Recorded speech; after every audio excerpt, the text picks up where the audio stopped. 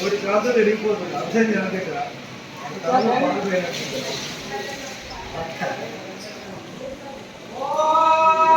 చేయండి అమ్మా మంచి అదృష్టం. దేవుడు ఒకటి కాంతలు ఎరిగిపోతున్నారు ఆయన తలలో పాలు మీరు వస్తే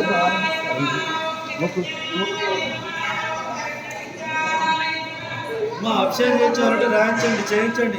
పిల్లల వివాహమైనా, సంతానమైనా, ఆరోగ్యమైనా, చదువులైనా, ఉద్యోగాలైనా మీ కోరికలు నెరవేరుతాయి.